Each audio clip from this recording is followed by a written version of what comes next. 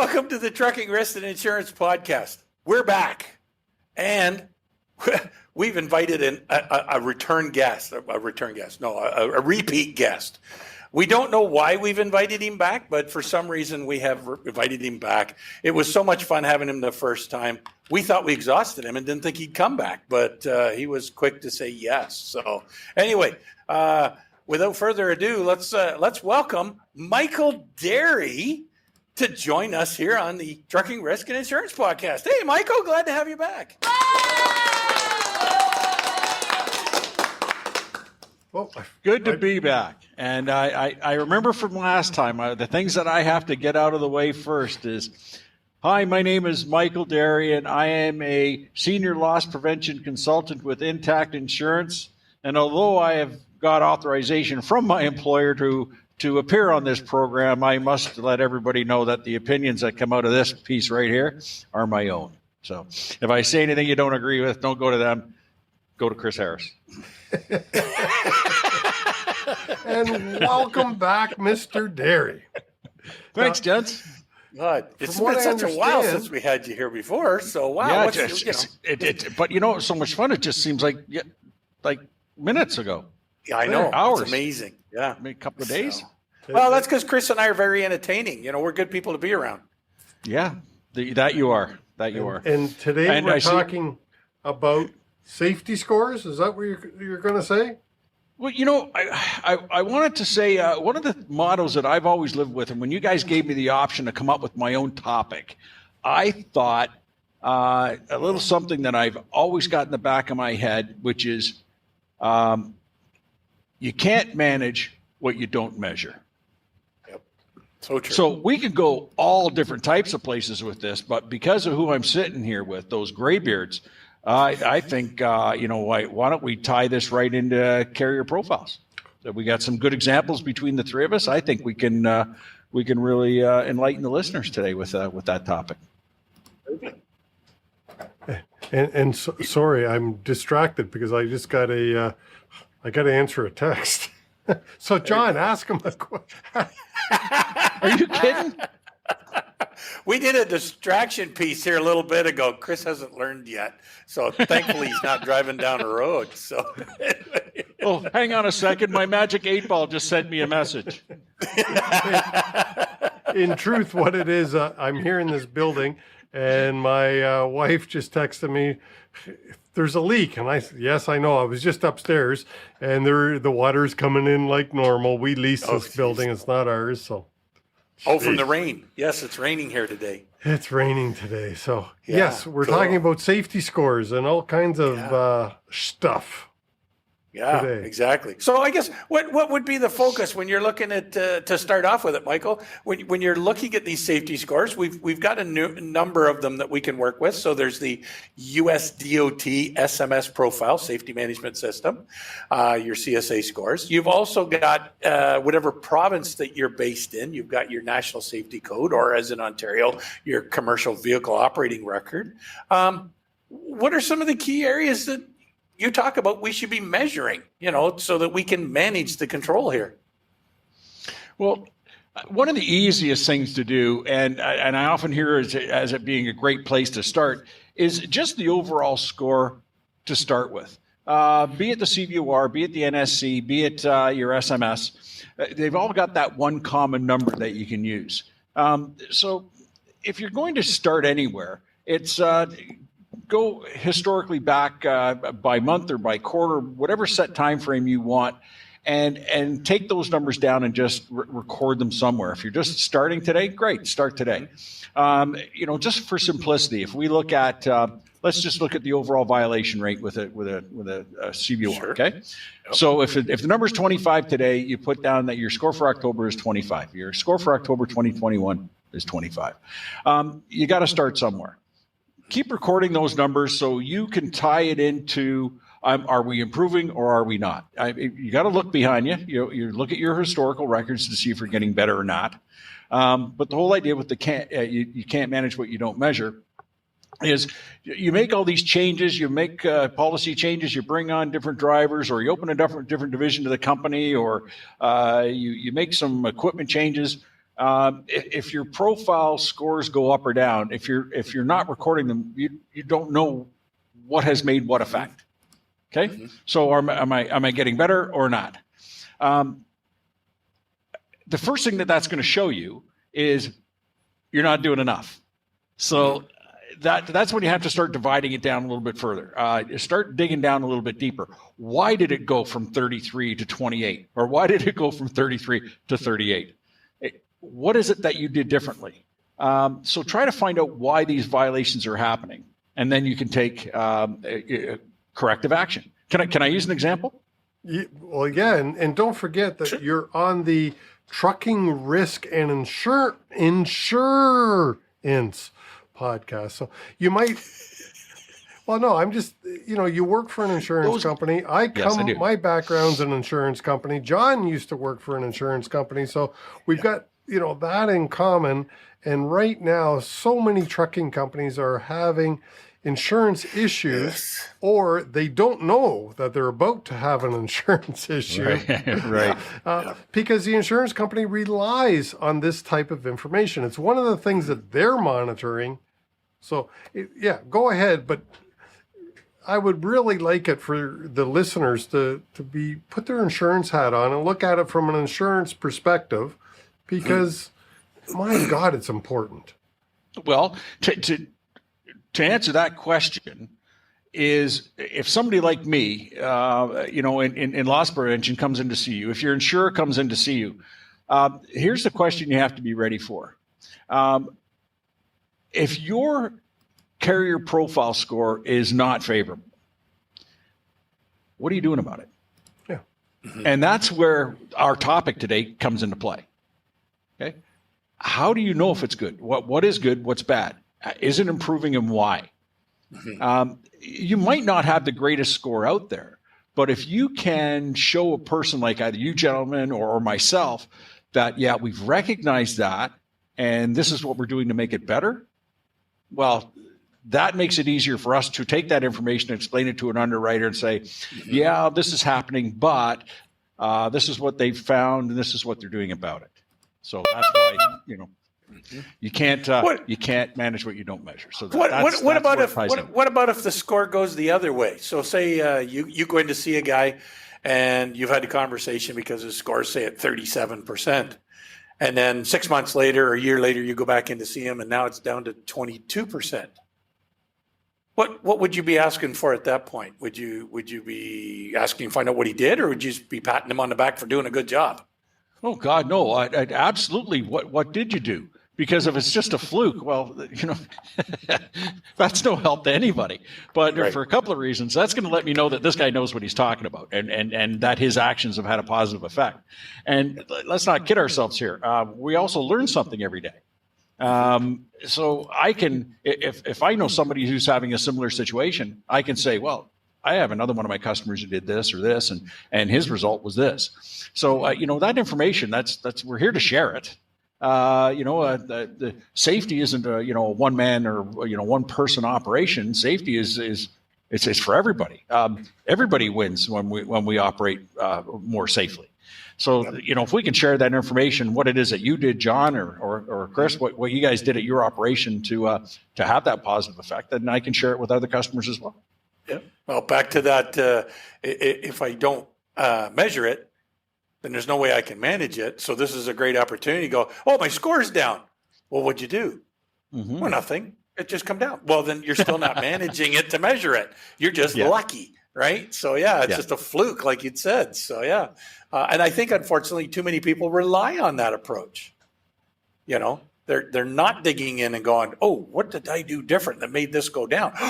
Oh, it was those 2 extra guys we hired. We got rid of that other guy, and we got these 2 guys. Wow, they're doing a better job. But why are they doing the better job? Mm-hmm. What transpired? What happened? And maybe it's your hiring process. Maybe it's your criteria that you've now set out. Like, there's so many things that could influence making a better hiring decision. Well, and that's why the measuring is such a key point. Because as I was alluding to in the beginning, if you take something as basic as your overall violation rate, that's just the tip of the iceberg. So you start to dig into it as to what is actually happening. And that helps you determine where you have to put your monies, where you have to put your energy. Is it driver related? Is it maintenance related? Is it training related? Maybe it's operations. The example that I wanted to use is a company that I work for. When I stepped into the role, their violation rate was pushing 80%. And that's not great for Ontario. It was just shy of 80. And I never thought I'd be a numbers guy. I mean, my mom was an accountant or a financial controller, and I thought, oh God, I'm never going to be a numbers person. I don't like math, but I didn't realize just how much fun I would have with numbers, especially when the things that you do have a positive reaction on the place that you work for. So to get back into that one particular situation, I took my CVR on my SMS and I combined those numbers together.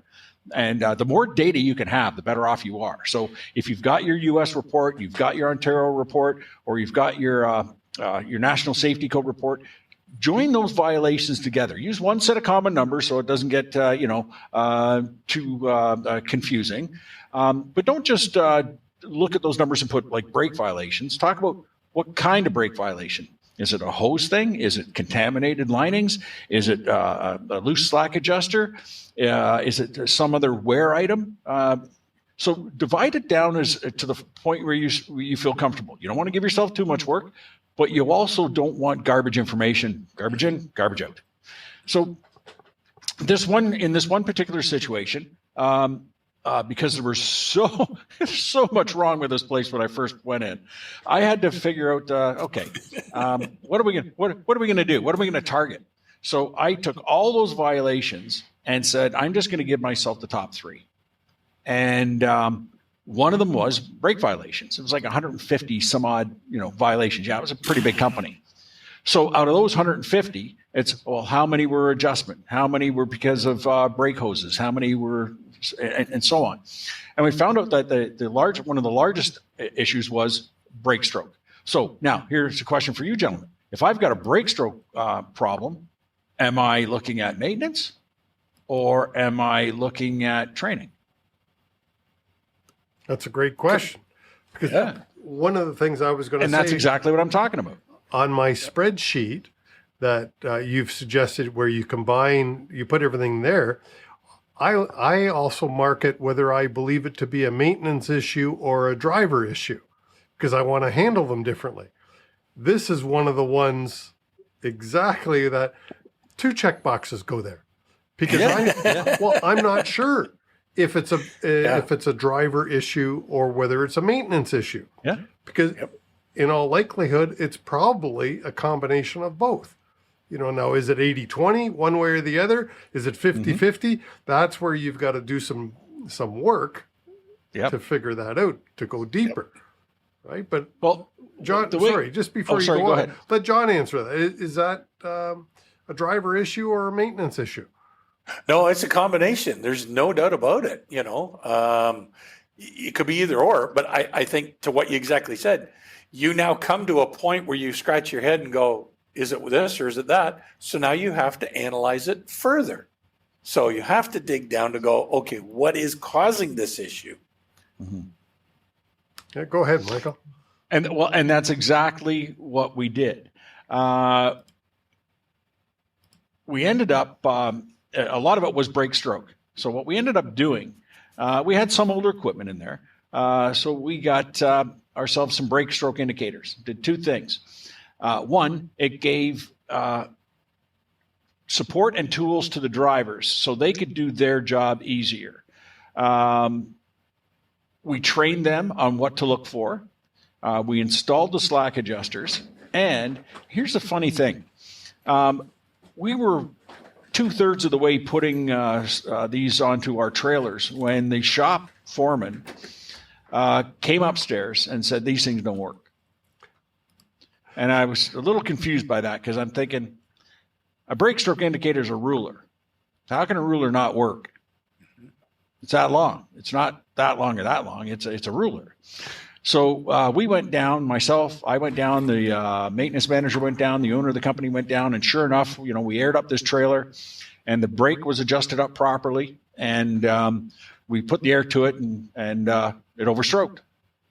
It turns out that the S-cams and the bushings on that old trailer were so badly worn that most of the brake stroke was getting taken up with slack and free play. So there you go. It's a driver training issue because you want the drivers to identify what the problem is. But even back in the days, and I'm not going to suggest that anybody crawl under a trailer and adjust brakes, but back in the days when they did, even if this brake was adjusted all the way up, it still wasn't enough to be inside violation or to be within inside spec. Yeah. So it showed us a couple of things. So by the time we ended up taking all of this and training the drivers and putting stroke indicators on everything, including all the brokers' tractors as well, we went from 150 odd violations down to, in the last 2 years that I was with that company, none. Yeah. None. Yeah. So obvious. So that's the whole idea, is that you're cause and effect. Here we go. We know that this is our problem, so we're going to do this about it. And when you keep following your numbers and those numbers start coming down, okay, obviously what I did are correct. And I know where you're going with that, Chris. Go ahead. Well, no, I was going to say, least expensive way. Look at it. I mean, it's attached to my my duffel bag. I use it so often, and yet trucking company owners won't install them. You could buy a bag of them by the hundreds for pennies. Michael, can you explain? You say you know where I'm going with this. What is this? There's a lot of different ways that you can do this. You can go with a pre-manufactured process where you can attach this ruler, an indicator to the actual brake pot or to the chamber, and it's a rigid device, and as the rod comes out, it would basically be against a backdrop that's going to tell you, you're within the acceptable range, and no, you're not. You get this little thing that's right. Well, it may go the rod this. Comes out. Yeah, we don't want that, but it's no, we don't. Or you can go right to the rod itself, and there's some that actually already have it on it. But with wear and tear, the paint or whatever can fade. You can set the rods up and just use a zip tie. You can put a zip tie at the caution, and you can put a zip tie at the overstroke. So you just measure the rod as it comes out, put the zip tie right on the rod. So if your driver's looking underneath the trailer and he sees a yellow zip tie, he's got to pay attention to that. But if he sees a red, he knows that one is overstroked and that trailer shouldn't go anywhere. Mm-hmm. So simple. Yeah, I just now, and that's just one type of violation, guys. Yeah, Rolf Vanderswag. I always liked that name, Rolf Vanderswag. Yeah. But it was Rolf that taught me to use zip ties. Rolf from the OTA, or Rolf from Technicon, I believe is the name of the company. I don't know, but I met Rolf through the OTA. I was on some of his courses years and years ago. Yeah. But no, but a certainly easy, inexpensive, cost-effective device. Yeah. Simple little, wire tie, zip tie, whatever, to kind of bring the attention to the looker. The most expensive part of that device is the training. Once you install it, you have to tell the drivers, this is what I've done for you to make your life a little bit easier. Yep. Oh, I had a warning come up on my computer. I've got to tend to it. Hang on. I'm not going anywhere. I just have to hit remind me later. There we go. So I don't want us to get off track either with getting into that one rabbit hole of brakes. Mm-hmm. That process can be used for anything. Through my career, I've used this for speed violations. I've used it for permit violations. So you track what it is. You get your numbers. You've got historical evidence there, and you go, let's dive into this and find out why we're having this problem. Mm-hmm.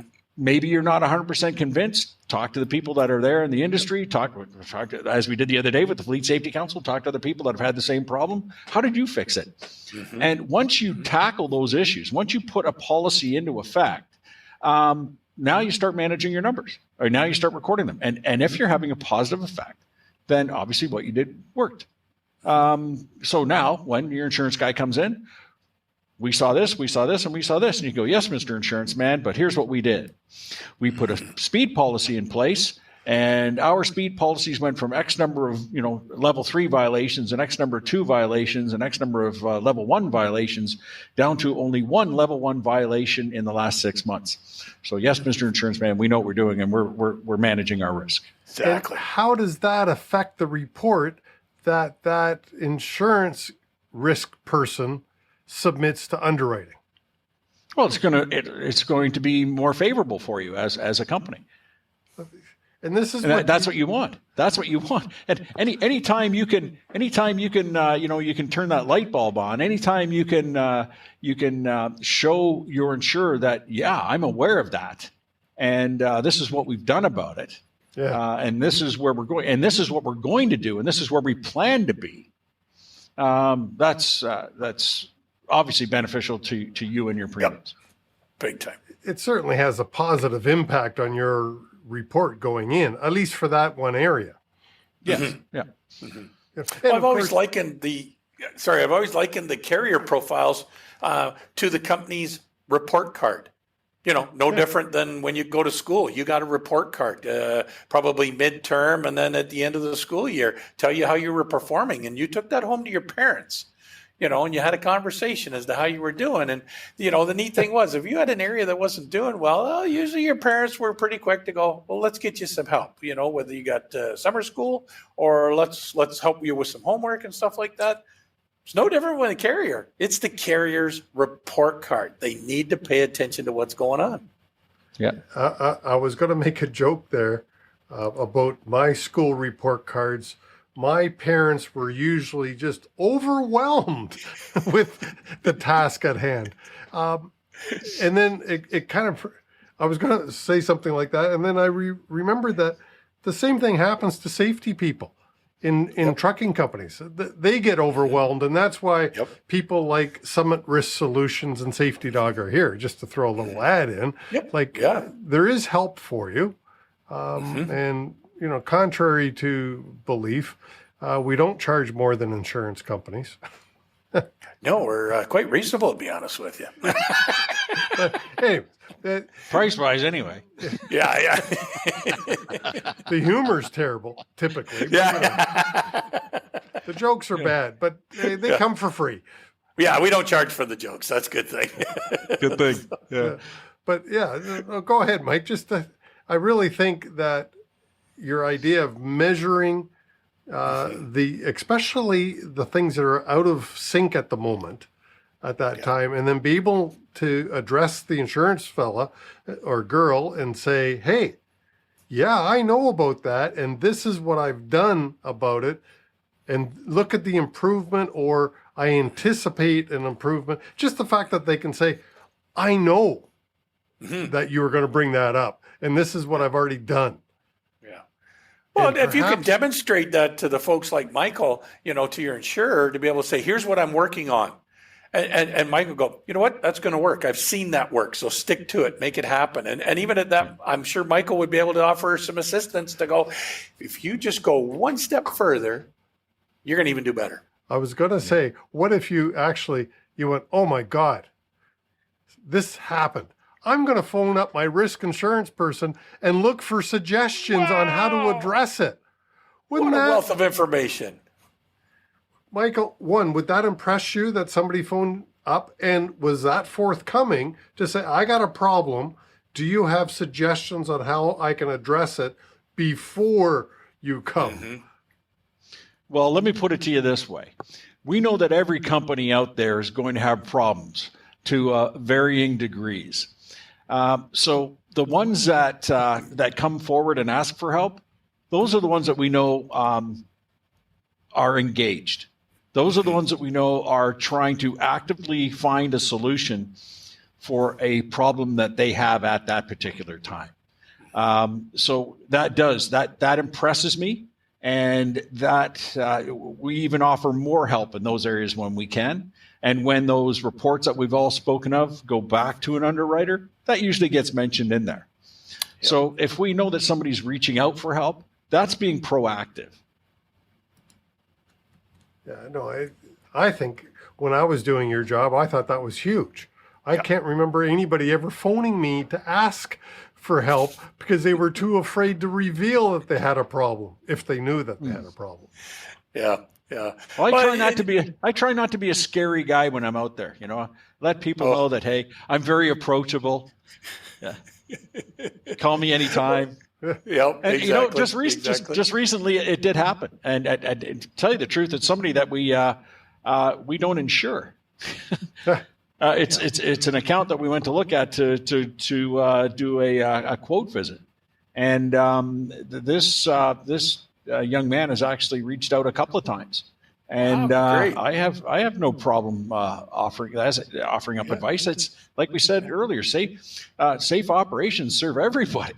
It's your husband, wife, family members, they're all out on the road with these guys too. So every time we can make an operator a little bit safer, that serves all of us. Yep. Agreed. And Agreed. and what we're talking about doesn't just end with physical things that you can touch, like with your brake stroke or whatnot, or other things that you can measure. As our industry evolves and we start to look at telematics and those sorts of things, that benchmarking, that measuring becomes even more important. You've got so many more powerful tools to use.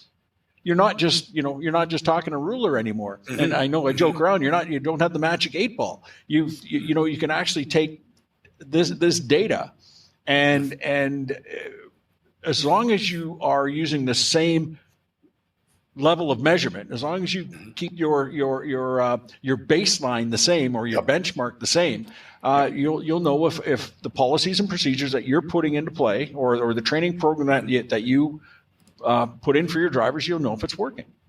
Yeah. Well, and I was going to say, there are providers out there, whether it be the telematics provider or a third-party provider, that can actually provide you with that measurement, that scorecard per se. So they make it even easier for you to see what's going on, so you don't have to dig that much, and you can have the information at your fingertips and just pay attention to what's going on and do something about it. Well, let me ask Michael, if you don't pay attention to it, who might pay attention to it? And I'm not talking about your employee. It's not about, Chris, that's not a who might. In the event of a crash, who's going to pay attention to it? You got it. The regulators that you really don't want looking into your business are going to pay all kinds of attention to that, and they will make their own deductions, right or wrong. They will come to conclusions on your company that you haven't even thought of yet. Yeah, and it's scary when they. I'm sure you've heard of Joe Fried, the prosecuting attorney who gets paid $3,000 an hour, U.S., of course. He gets paid that kind of coin because he's good at prosecuting trucking companies and taking that information and making it put the trucking company into the worst possible light. With with that trucking company's data that they can possibly do. They don't even have to dig very far. They're just going to come in and take what you've already got and find out you're not doing anything with it. So it's unfortunate, and it's so easy to deal with. It's not rocket science, is it? No. And one thing that I do want to point out is don't overwhelm yourself. You don't have to do everything today. So when you're looking at these certain KPIs, your key performance index, whatever it is that or indicators, don't take on too much. If you go over your CVOR and your SMS and you join all those violations together, find out which of those items are of the most importance. There's going to be some violations on there which are, let's call them petty, and they given all kinds of time, and chances are they're not going to lead to anything severe. Dig down to find the ones that are the most urgent. What is going to hurt you the most? Be it financially, be it in the form of an incident, collision. something that's going to get you the attention of the roadside inspectors. Those types of violations, those are the ones that you should climb onto first, and do what it is that you have to do to get those down. I heard somebody tell me the other day, and I thought, what a great way to look at it. I've heard so many drivers when they see little things, and there was no fine or anything attached to it, but it was a marker light. It was out, or some sort of a light that was out. And I said, this person that I have a great deal of respect for said to me, or wrote in the article. So I guess he spoke to me indirectly. All you've done, if you ignore those types of things, when you go past this, you look, how simple is this? I mean, it's a little indicator light. It might be up in the corner of the trailer. It might be daytime and it's a headlight that's out, whatever. So it's nothing that you're going to, really concern yourself with right away. But put yourself in the shoes of a roadside inspector. If he sees a truck rolling in with a light out, well, that's like a billboard. I didn't check my truck today. Mm-hmm. Mm-hmm. All you've done is indicate, you know what? The vehicle that I'm driving here, the way I'm making my living, for me and all the other people I work with, chances are there's some more significant stuff happening back here. So you better pull me in. That's what you've said. So those little things, they might not seem important, but if those numbers are up, they're going to lead to more inspections and more violations. So take care of those things. Yeah. I liked what you were saying earlier in the beginning when you talked about, get the analysis done to get an idea. And hit your top 3 topics. Hit the top 3, so you don't bury yourself. Easiest place to start. Yeah, exactly. You don't bury yourself, especially if you're looking at a fleet. Like I've been at the helm of a fleet of 500, and I've been at the helm of a fleet of 50, 60, and I go back over 2, 3, 4, even 5 years of data if I can, and combine those numbers, because what you're looking for is consistency. So this is consistently our biggest problem, and find out why that's happening and get it fixed. And next year, if you're successful, that number has dropped off the radar, and now you've got something else to worry about. So if you just pick 2 or 3 things, like I had, if we look at most people's CVUR, John, what is it, Chris? It's brakes, tires, lights, right? Exactly. So you know when somebody's already taken action on these, because that's not one of their top 3. Yeah, and interesting enough, compliments of ELDs, we've seen the hours of service violations plummet. Yeah. Yep. And now when you see them, it's silly stuff like they didn't have the backup paper logs, or they didn't have instruction sheets, or they didn't know where to find the instruction sheets. That sort of stuff. Like, Exactly. But the nice thing about that is it can be fixed so easy, right? You get everybody an empty logbook for Christmas. And you put it in their little trucker stocking along with a manual on how to work your ELD, and say, here, put this in your glove box and don't forget it's there. Or hang this on your shifter. If only we could train them how to use an Etch-a-Sketch. Yeah. Michael? The only problem with an Etch-a-Sketch is every time there's an earthquake, I got to start over. Yep. It's time to wrap this up. Michael. Already? Man. Another 30 minutes have gone by. Holy crap, just moving. We're already at 33 and a half. Jeez. Oh, just cut the introduction off.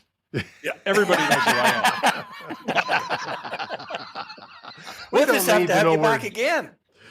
We don't need to know where Derry's from, No, they know. Everybody knows Michael Derry. That's right. Worldwide. It can be a bad thing. Yeah. Just ask the Book of Sean. It can be a bad thing. Yes, exactly. Well, and he's just as good as fried chicken. Huh? Finger licking good. Oh, Jesus. Don't go there. Okay, Michael. Last word. I hope you stopped recording before that got out. You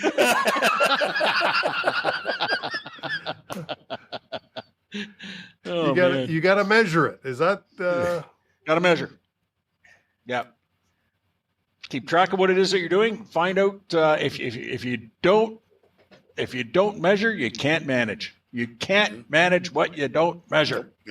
Yep. Beautiful. Thanks again, Michael. Appreciate your time. No problem, Mr. gents. John.